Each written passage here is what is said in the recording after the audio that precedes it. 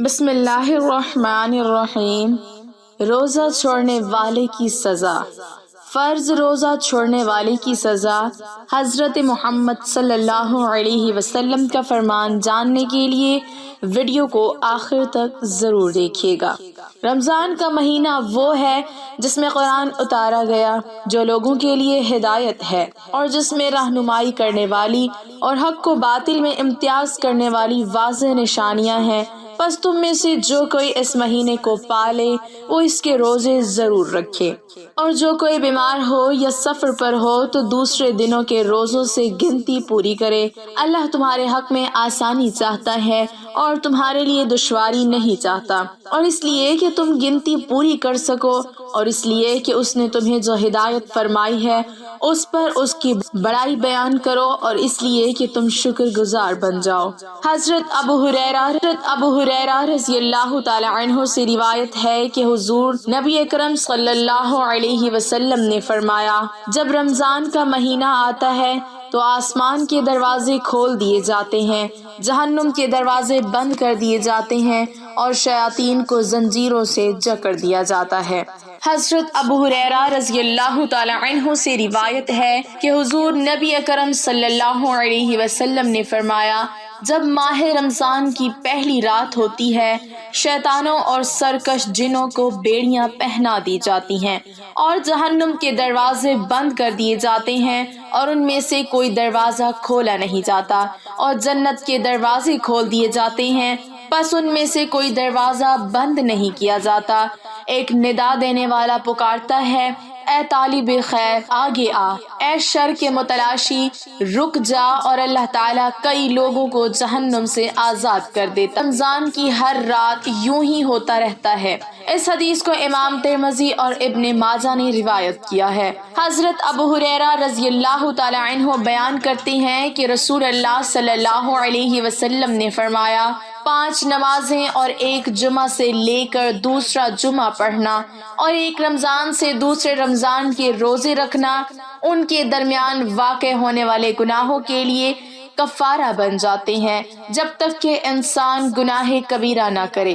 حضرت جابر بن عبداللہ رضی اللہ تعالی عنہما بیان کرتے ہیں کہ رسول اللہ صلی اللہ علیہ وسلم نے فرمایا، میری امت کو ماہ رمضان میں 5 تحفے ملے ہیں جو اس سے پہلے کسی نبی کو نہیں ملے۔ پہلا یہ ہے کہ جب رمضان کی پہلی رات ہوتی ہے تو اللہ تعالیٰ ان کی طرف نظر تفات فرماتا ہے، اور جس پر اس کی نظر رحمت پڑ جائے اسے کبھی عذاب نہیں دے گا۔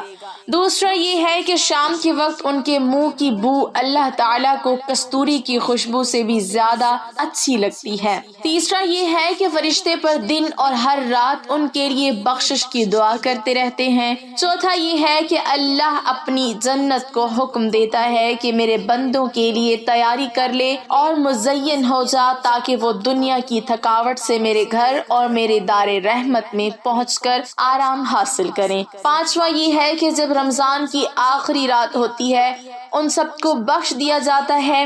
ایک صحابی نے عرض کیا، کیا یہ شب قدر ہے؟ آپ صلی اللہ علیہ وسلم نے فرمایا، نہیں، کیا تم جانتے نہیں ہو کہ جب مزدور اپنے کام سے فارغ ہو جاتے ہیں تو انہیں پوری مزدوری دی جاتی ہے۔ اس حدیث کو امام بیہقی نے روایت کیا ہے۔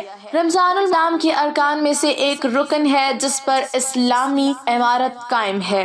اللہ سبحانہ وتعالی نے ہمیں یہ بتایا ہے کہ رمضان کے روزے جس طرح پہلی امتوں پر فرض کیے گئے تھے، امت اسلامیہ پر بھی فرض کیے گئے ہیں۔ اس کا ذکر کرتے ہوئے اللہ تعالیٰ نے فرمایا، اے ایمان والو، تم پر روزے رکھنا فرض کیا گیا ہے جس طرح تم سے پہلے لوگوں پر فرض کیے گئے تھے، تاکہ تم تقوی اختیار کرو۔ اور ایک مقام پر کچھ اس طرح فرمایا، ماہ رمضان وہ ہے جس میں قرآن اتارا گیا، جو لوگوں کو ہدایت کرنے والا ہے، اور جس میں ہدایت اور حق و باطل کی تمیز کی نشانیاں ہیں۔ تم میں جو شخص اس مہینے کو پائے اسے روزہ رکھنا چاہیے، ہاں جو بیمار ہو یا مسافر ہو اسے دوسرے دنوں میں گنتی پوری کرنی چاہیے۔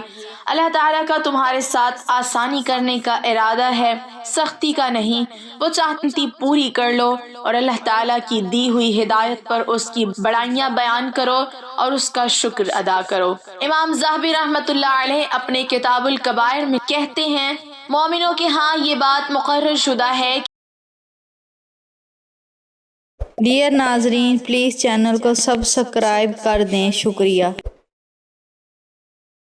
نے بھی بغیر شرعی عذر اور مرض کے رمضان المبارک کا ایک بھی روزہ ترک کیا تو وہ زانی اور شرابی سے بھی زیادہ برا اور شریر ہے، بلکہ اس کے اسلام میں بھی شک کیا جاتا ہے اور اسے زندیق اور گمراہ شمار کرتے ہیں۔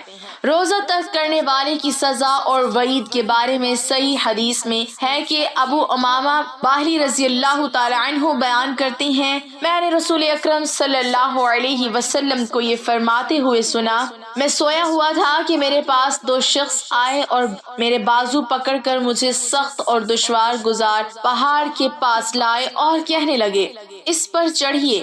میں نے انہیں کہا کہ مجھ میں اس پر چڑھنے کی طاقت نہیں۔ وہ دونوں کہنے لگے، ہم آپ کے لیے اسے آسان کر دیں گے۔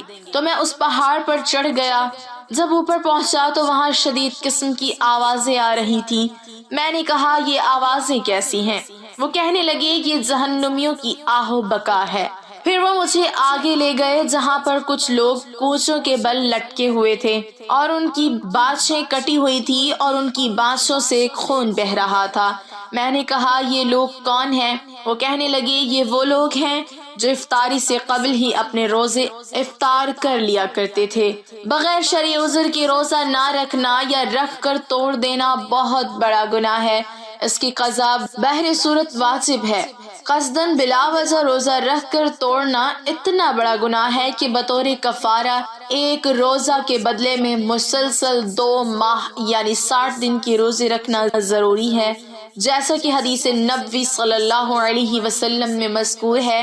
جبکہ بلا عذر شرعی رمضان شریف کا ایک روزہ اگر چھوڑ دیا جائے تو یہ بہت بڑے اجر سے محرومی کا باعث ہے، جس کا ازالہ عمر بھر کے روزے بھی نہیں کر سکتے۔